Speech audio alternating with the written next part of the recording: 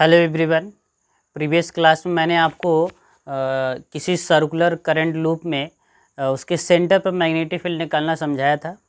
आज हम लोग स्टार्ट करेंगे कि अगर आपके पास सर्कुलर लूप है लेकिन उसके सेंटर पर मैग्नेटिक फील्ड ना पूछ करके उसके सेंटर के एक्सिस पर आपसे पूछे कि कितना मैग्नेटिक फील्ड होगा, तो वो स्टार्ट करते हैं। मतलब magnetic field on the axis of circular current loop. अब ध्यान दीजिए, यहाँ पे मैंने एक सर्कुलर लूप लिया हुआ है जिसमें करंट आपका इस प्रकार से अंदर से बाहर की तरफ इस प्रकार से आ रहा है और इसके सेंटर को मैंने सपोज किया है सी। इस सर्कुलर लूप का जो रेडियस है वो स्मॉल ए है। इस लूप से स्मॉल आर डिस्टेंस पर एक मैंने पॉइंट लिया है पी, जिस पर हमें मैग्नेटिक फील्ड का वैल्यू फाइंड करना है। और मैग्नेटिक फील्ड की वैल्यू फाइंड करने के लिए सबसे पहले मैंने क्या किया, यहाँ पे एक करंट एलिमेंट सपोज कर लिया कि एक करंट एलिमेंट आपका कितना है, डीएल है। इस करंट एलिमेंट से जब मैं इसको इस पी पॉइंट को मिलाता हूँ तो मैंने बोला कि वो डिस्टेंस आपका वेक्टर एस के इक्वल है। और जब हमने यहाँ पे इसके कारण मैग्नेटिक फील्ड निकाला तो इस लाइन के परपेंडिकुलर जस्ट इस प्रकार से मैग्नेटिक फील्ड मान लीजिए मिला। क्योंकि ये स्मॉल एलिमेंट है इसलिए मैग्नेटिक फील्ड आपका स्मॉल ही रहेगा, तो मैंने मान लिया कि वेक्टर डी बी है। और इस ऐसे जैसे यहाँ पे मैंने करंट एलिमेंट सपोज किया, वैसे इस पॉइंट पर भी एक करंट एलिमेंट सपोज करते हैं और इसके लिए जो मैग्नेटिक फील्ड आया वो भी इसके जस्ट परपेंडिकुलर था, इस लाइन के परपेंडिकुलर था और वो आपका कितना था, ये भी बोला गया वेक्टर डी बी। चूँकि दोनों में करंट की वैल्यू सेम है, दोनों का जो करंट एलिमेंट है वो भी सेम है और यहाँ पे यस है तो इसको भी मैंने मान लिया कि ये भी वेक्टर यस है, इसलिए मैग्नीट्यूड दोनों का आपका क्या रहेगा, सेम रहेगा। अब हम ये सपोज कर लेते हैं कि ये एंगल आपका कितना है, फाई। और जब इस एंगल को फाई सपोज करते हैं तो मैं क्या करता हूँ, यहाँ से एक इस प्रकार से लाइन ज्वाइन करता हूँ। तो बताएं, अगर ये आपको पता है कि ये लाइन और इस लाइन के बीच का एंगल 90 डिग्री है तो हम बोल सकते हैं अगर ये फाई है तो ये वाला भी एंगल आपका क्या हो जाएगा, फाई। और ठीक इसी प्रकार से अगर ये फाई है तो इसको भी फाई मान लिया जाए और ये भी आपका एंगल क्या हो जाएगा, फाई। तो हम यहाँ पे देख सकते हैं कि ये जो वेक्टर डी बी है ये इस लाइन के थ्रू कितने एंगल पर है, फाई एंगल पर है। तो इसको हम दो कंपोनेंट में डिवाइड कर सकते हैं। एक कंपोनेंट आपका रहेगा वर्टिकल जिसे बोला जाएगा डी बी साइन फाई, और एक आपका हो जाएगा हॉरिजॉन्टल, ये आपका हॉरिजॉन्टल होगा, इसको नाम दिया जाएगा डी बी कॉस फाई। ये हमने इस वेक्टर को तोड़ा है, इस वाले वेक्टर डी बी को।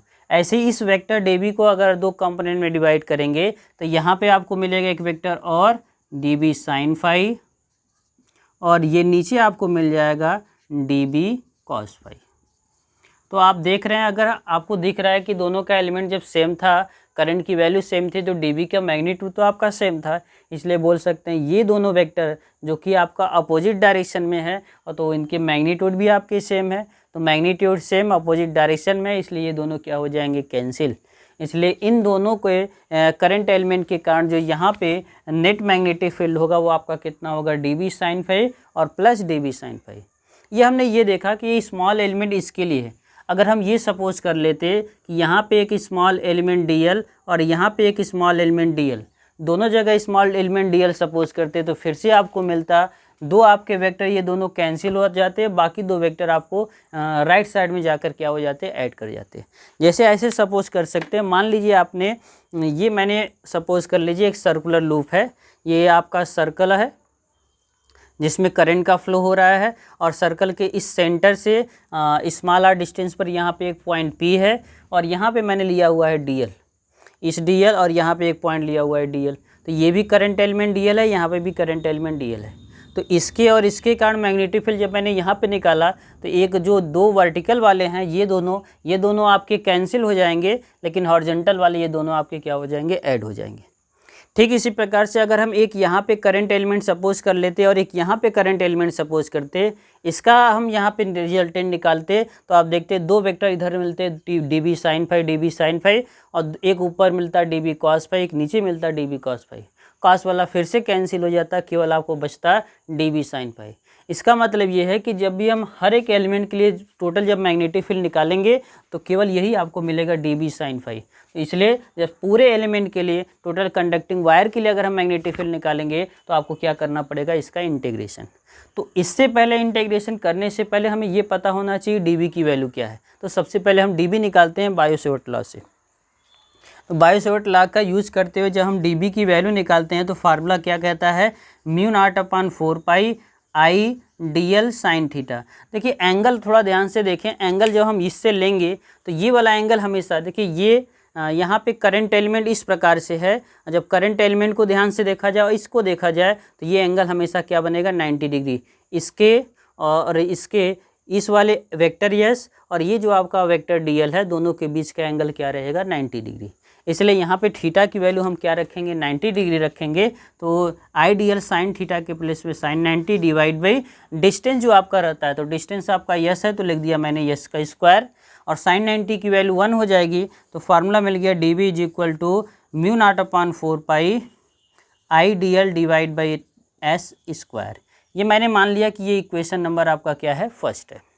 ये मैंने यहाँ पे डी की वैल्यू निकाल ली, लेकिन अगर नेट टोटल मैग्नेटिक फील्ड निकालना है तो हमें डी बी साइन फाई का क्या करना पड़ेगा, इंटीग्रल। तो हम निकालते हैं टोटल मैग्नेटिक फील्ड।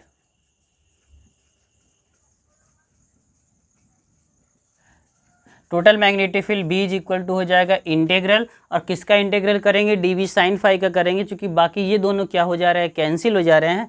तो हम लिखेंगे डी बी साइन फाई, और यहाँ पे डी बी की वैल्यू जो हमने निकाला हुआ है यहाँ से पुटअप कर देते हैं, mu naught upon 4 pi i d L upon S square, वो पुटअप करते हैं, mu naught upon 4 pi i d L upon में एस स्क्वायर। और यहाँ पे देखिए साइन फाई बच रहा है, साइन फाई को आप क्या लिख सकते हैं, साइन फाई की अगर वैल्यू निकालने तो थोड़ा ध्यान से देखें, इस ट्रायंगल में ये मान लीजिए पी था, ये सी है, ये ओ है, तो ये फाई है। अगर साइन फाई निकालेंगे तो परपेंडिकुलर अपॉन हाइपोटेनस होता है, मतलब ए अपॉन एस हो जाएगा। तो साइन फाई के प्लेस पे लिख सकते हैं ए अपॉन एस।